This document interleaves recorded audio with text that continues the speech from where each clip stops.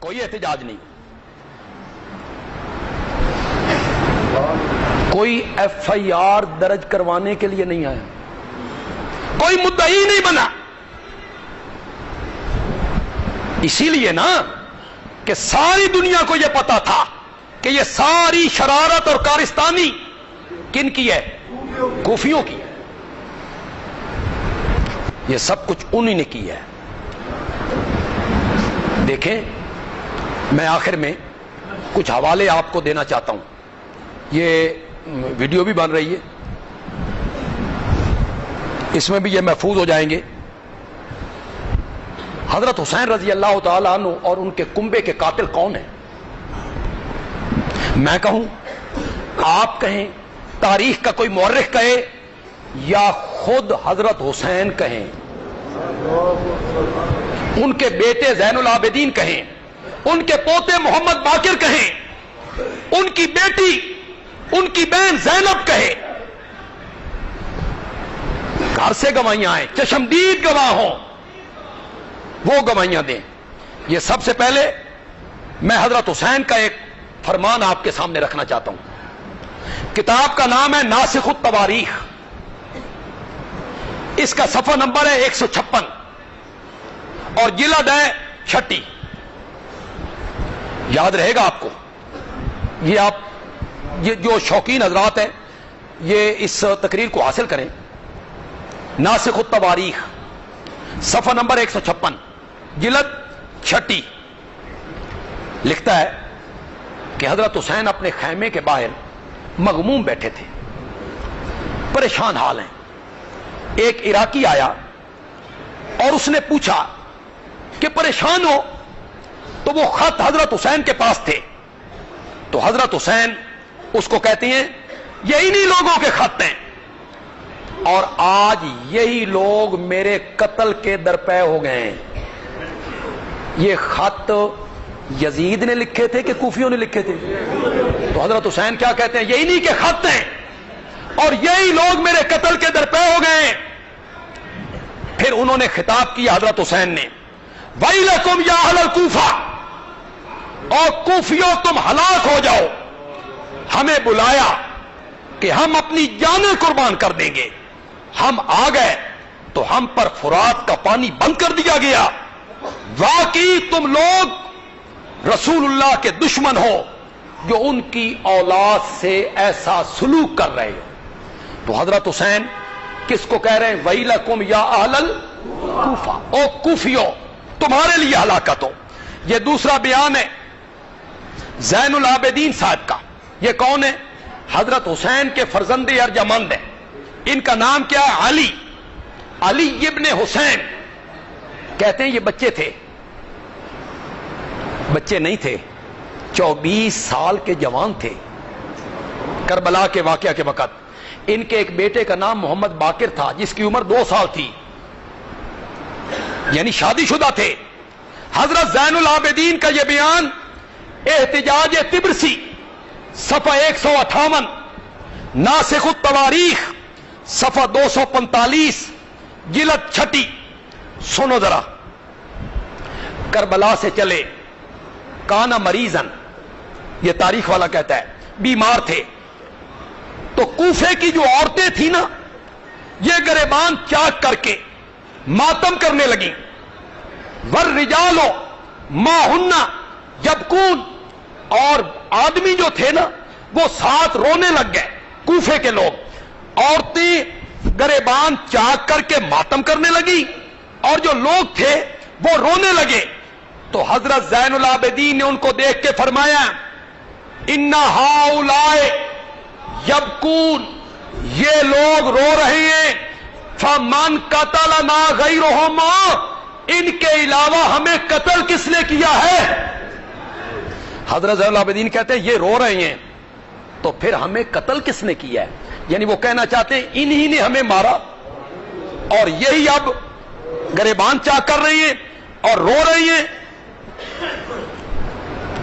تیسری گواہی سنیے، یہ حضرت علی کی بیٹی ہیں زینب، حضرت حسین کی بڑی بہن ہے رضی اللہ تعالی عنہم اجمعین۔ کیا کہتی ہیں؟ اے اہل کوفہ تم ہم پر روتے ہو. حوالہ دے دوں پہلے، جلاء العیون ملا باقر مجلسی کی صفحہ 504 ہے، ناسخ التواریخ صفحہ 245 جلد 6. حضرت زینب کا قول پڑھو، اے اہل کوفہ تم ہم پر روتے ہو حالانکہ تم نے قتل کیا. اللہ کی قسم تم پر لازم ہے کہ بہت روو، کم ہنسو، تم ہمیشہ عذاب میں مبتلا رہو. کل قیامت کے دن نبی کو کیا جواب دو گے؟ کس کو کہہ رہی ہیں؟ اے اہل کوفہ. حضرت زینب جو حضرت علی کی بیٹی ہیں، حضرت حسین کی ہمشیر ہے، یہ بھی ذمہ دار کس کو ٹھہرا رہی ہیں؟ کوفیوں کو. آگے چلیے، حضرت حسین رضی اللہ تعالیٰ عنہ کی بیٹی ہیں فاطمہ، یعنی اپنی والدہ کے نام پر انہوں نے اپنی بیٹی کا نام رکھا فاطمہ. احتجاج طبرسی وہی صفحہ جو میں نے پہلے بیان کیا، جلاء العیون صفحہ 505. او کوفیو تم نے ہمیں قتل کیا، تم نے ہمارے خیمے لوٹے، گویا کہ ہم ترکوں یا کابل کی نسل سے تھے. تم نے ہمیں ترک کی نسل سمجھ لیا یا کابل کی نسل سمجھ لیا. جس طرح کل تم نے ہمارے دادا علی کو قتل کیا. جی حضرت فاطمہ کیا کہہ رہی ہیں کہ میرے دادا حضرت علی کے قاتل بھی تم ہو کوفیو. جس طرح کل تم نے ہمارے دادا علی کو قتل کیا، تمہاری تلواروں سے ہمارا خون ٹپک رہا ہے. یہ حضرت حسین کی بیٹی کا بیان ہے. حضرت علی کی ایک بیٹی ہیں ام کلثوم، یہ حضرت حسن سے بھی بڑی ہیں، حضرت حسین سے بھی بڑی ہیں، سب سے بڑی بہن ہیں ام کلثوم بنت علی. کوفیو تم نے حسین کو دھوکہ دیا، تم نے انہیں قتل کیا، تم نے ان کا مال لوٹا، خواتین کو قیدی بنایا. اب تم روتے ہو، اللہ کرے تم برباد ہو جاؤ. خواتین کو قیدی بھی تم نے بنایا، مال تم نے لوٹا. کوفے کی عورتیں بال کھول کے روتی ہوئی آئیں، اپنے منہ پہ تماچے مارنے لگیں. حسینی قافلہ کے قریب آئیں تو ام کلثوم نے کہا تمہارے مردوں نے ہمیں قتل کیا اور تم ہم پر روتی ہو. اللہ قیامت کے دن تمہارے اور ہمارے درمیان فیصلہ کرے گا. تو انہوں نے بھی ذمہ دار کس کو ٹھہرایا؟ کوفیوں کو.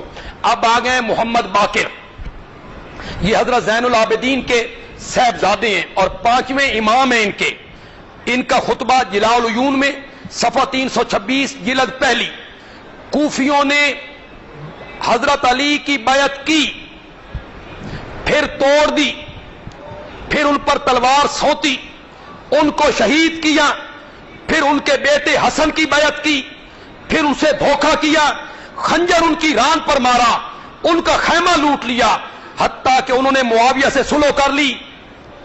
پھر 20,000 عراقیوں نے حسین کی بیعت کی اور جنہوں نے بیعت کی انہوں نے تلوار ان پر چلائی اور شہید کر دیا.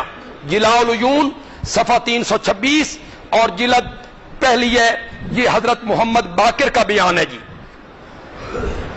خود کوفیوں کا اعتراف ہے جرم. دیکھو جی، کتاب کا نام ہے مجالس المومنین، صفحہ 241 ہے. اس کا لکھنے والا ہے قاضی نور اللہ شوستری. یہ ساری کتابیں جن کا حوالہ میں دے رہا ہوں نا، یہ اہل سنت کی نہیں ہیں. سمجھ آ گئی نا؟ آگے سمجھ. یہ اہل سنت کی نہیں ہیں یہ کتابیں.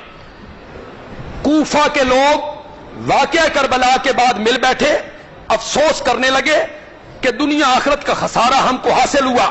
ہم نے حسین کو بلایا، پھر غداری کی، تلوار چلائی، اب ہم شرمسار ہیں، توبہ کرنا چاہتے ہیں. اور اس کا طریقہ یہ ہے کہ ہم بنی اسرائیل کی طرح ایک دوسرے کو قتل کریں. یہ کہتے ہوئے وہ تمام لوگ زانوں کے بل زمین پر گر پڑے. کوفیوں نے خود اعتراف کیا کہ حضرت حسین کو ہم نے بلایا اور بلانے کے بعد ہم نے ان سے وفا نہیں کی. ایک حوالہ شاید میں نے اس سے پہلے کسی تقریر میں نہ دیا ہو، لیکن آپ اسے پلے باندھ لیں. حوالہ ہے خلاصۃ المصائب کتاب کا نام ہے، صفحہ 201 ہے. کیا کہتا ہے؟ لیس فیہم شامیون. سمجھتے ہو عربی؟ اتنی تو سمجھ آ گئی نہیں. لیسا نہیں، لیس فیہم شامیون ولا حجازیون بل جمیعہم من اہل الکوفہ. حضرت حسین کے قاتلوں میں کوئی شام کا بندہ شامل نہیں ہے، کوئی حجاز کا بندہ شامل نہیں ہے، بل جمیعہم اہل الکوفہ، بلکہ وہ سارے کے سارے کون تھے؟ کوفی تھے، جنہوں نے حضرت حسین کو خط لکھ کے بلایا اور پھر عین موقع پہ غداری کی.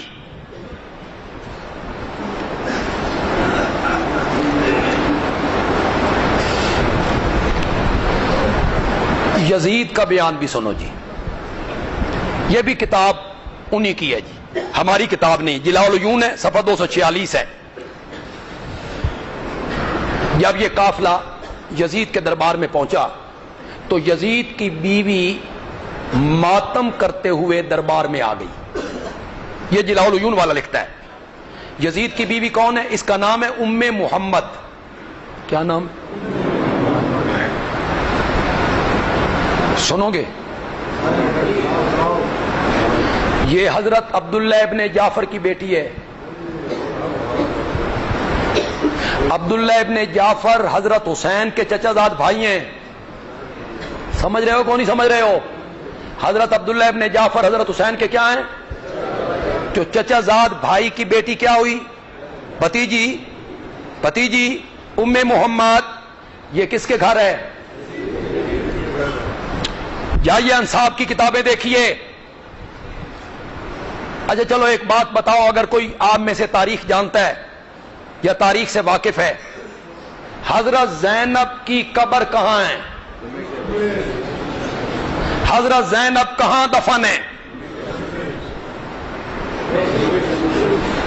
بولتے نہیں ہو؟ دمشق میں. کس قبرستان میں؟ بنو امیہ کے قبرستان میں. حضرت زینب کی قبر دمشق میں ہے اور بنو امیہ کے قبرستان میں ہے. کوئی اس راز سے پردہ ہٹائے کہ دمشق میں حضرت زینب کا کون سا رشتہ دار رہتا تھا؟ اٹھاؤ پردہ اس سے. باقی سارے مدینے آ گئے، سارا قافلہ مدینے آ گیا، زینب نہیں آئی. کیوں نہیں آئی؟ زینب عبداللہ ابن جعفر کی بیوی ہیں جی. کس عبداللہ ابن جعفر کی؟ جس کی بیٹی گھر ہے. عبداللہ ابن جعفر نے زینب سے کہا تھا کہ تم اپنے بھائی کے ساتھ نہ جاؤ، میں اسے منع کر رہا ہوں، انہیں منع کر رہا ہوں، یہ رک نہیں رہے ہیں تو تم نہ جاؤ. وہ نہ مانی بھائی کی محبت میں، تو انہوں نے طلاق دے دی. تو کربلا کے واقعہ کے بعد یہ ساری زندگی اپنے داماد کے پاس رہی. ستیلا داماد، ستیلا. ام محمد ان کے بطن سے نہیں ہے، وہ عبداللہ ابن جعفر کی کسی اور بیوی کے بطن سے ہیں. تو ان کی ستیلی بیٹی ہوئی نا، تو وہ ستیلا داماد ہوا نا. ساری زندگی اس کے گھر رہی، اس لیے ان کی قبر کہاں بنی؟ ورنہ اس کے علاوہ کوئی صورت ہے؟ کسی کے پاس کوئی جواب ہے تو پیش کرے. کوئی وجہ بتائے مجھے کہ دمشق میں کون رہتا تھا ان کا؟ ام محمد یزید کی بیوی ہے. بیٹی کس کی ہے؟ عبداللہ ابن جعفر کی. تو حضرت زینب، یہ ساری خواتین کچھ اس کی پھوپھیاں ہیں، کچھ اس کی خالائیں ہیں. تو جب یہ قافلہ پہنچا تو جلاء العیون والا کہتا ہے یزید کی بیوی ماتم کرتی ہوئی دربار میں آ گئی. یزید اٹھا، کپڑا اس کے سر پہ ڈالا اور کہا گھر میں چلی جا اور حسین پر ماتم کر. ابن زیاد نے جلدی کی ہے، میں حسین کے قتل پہ راضی نہیں تھا. ابن زیاد نے جلدی کی ہے، میں حسین کے قتل پہ راضی نہیں تھا. یہ جلاء العیون میں یزید کا بیان ہے جی.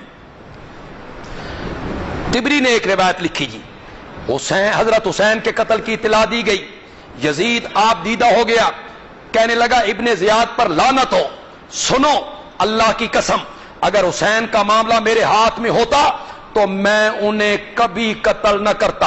और खुलासतुल मसाइब में लिखा गया, यजीद ने कहा मैं हुसैन को हर हालत में बचा लेता, चाहे मुझे अपनी औलाद की भी कुर्बानी देनी पड़ती, तो मैं हजरत हुसैन को बचा लेता।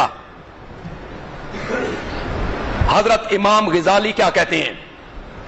इमाम गिजाली कहते हैं मन ज़ामा अन्ना यजीद अमरा बिकत्लिल हुसैन औ रज़िया बिही फयंबगी अन युलम बिही गायतुल हमाकत। जो आदमी ये गुमान करता है कि यजीद ने कत्ले हुसैन का हुक्म दिया था या इस पर खुश था, तो वो परले दर्जे का अहमक आदमी है। इमाम गिजाली कह रहे हैं जी।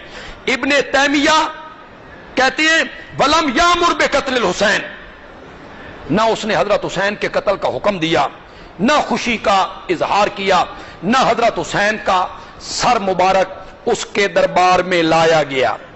किसी ने भी इस वाकया की जिम्मेदारी यजीद पे नहीं डाली। सारे के सारे मुअर्रिखीन ने इसकी जिम्मेदारी किस पे डाली जी? जोर से बोलो। जिन्होंने खत लिख के बुलाया था, पहले दावत दी, बुलाया, और जब हजरत हुसैन रजी अल्लाह तआला अन्हु वहां पहुंचे तो इन्होंने गद्दारी की और गद्दारी करके उन्हें शहीद कर दिया।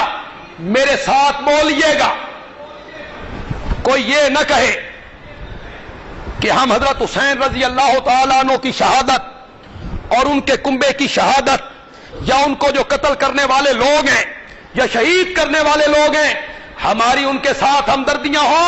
बोलिए हजरत हुसैन के कातलों पर रब की लानत हो। जिन लोगों ने हजरत हुसैन को शहीद किया, जिन लोगों ने उनके खैमे लूटे और जिन लोगों ने उनकी मस्तूरात के सरों से चादरें उतारी, मौला उन पर लानत बरसा। हजरत हुसैन के कातलों पे लानत हो।